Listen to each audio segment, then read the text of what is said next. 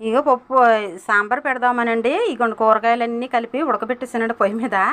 అందుకే ఫస్ట్ నుంచి వీడియో చేయటం నాకు కుదరలేదు. షాప్ గురించి పొయ్యి దగ్గర అటు ఇటు తిరగటంతో.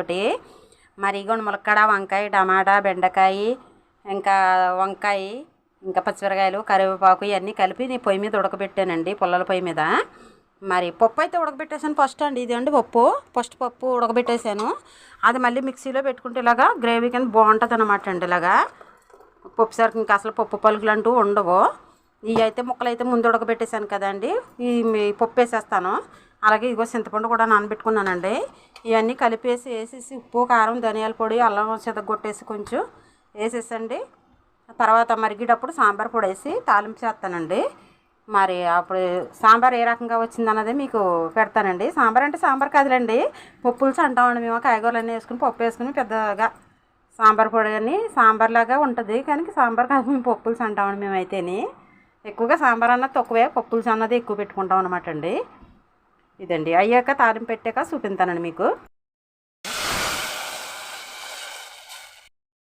ఇదిగోండి నేనైతే పప్పులు చేస్తానని చెప్పాను కదండి, పొయ్యి మీదే మరగబెట్టానండి.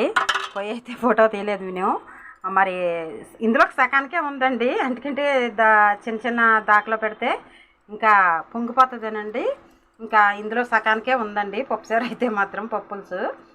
పొయ్యి మీదే మరగబెట్టి తీసుకొచ్చానండి. ఇప్పుడు గ్యాస్ దగ్గర తాలింపు పెడతాను. అన్నం కూడా పొయ్యి మీదే వండానండి. ఇదిగోండి అన్నం కూడా పొయ్యి మీదే వంట చేసాను. పొయ్యి మీద వంట అంటే నాకు చాలా ఇష్టం అండి, కానీ ఓపిక ఉండాలి. కానీ పొయ్యి మీదే వంట చేస్తాను అనమాట అండి. ఇప్పుడైతే ఇదిగోండి పోపు వేస్తున్నాను పప్పులుసుకి.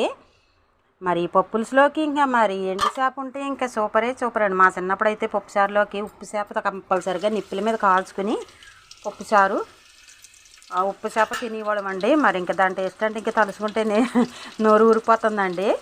మరి చిన్నప్పుడు టేస్ట్లు అండి.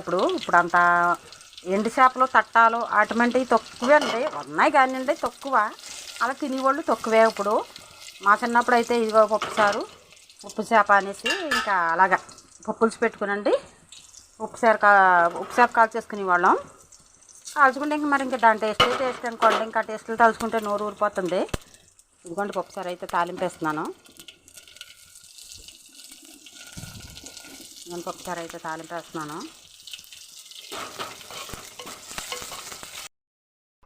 వంట అయితే రెడీ అయిపోయిందండి. మా ఆయనగారు అయితే ఇంకా భోజనానికి రాలేదు. ఇదిగోండి పప్పుసారు, పప్పులుసు రెడీ అయిపోయిందండి. పప్పుసారు, పప్పులుసుని మరి ఇందులోకి వెండి చేప ఉంటే భలే ఉంటుందండి. ఉప్పు చేప పప్పు చారునండి. మరి మీకు ఎంతమందికి ఇష్టమో సబ్స్క్రైబ్ చేయండి, లైక్ చేయండి.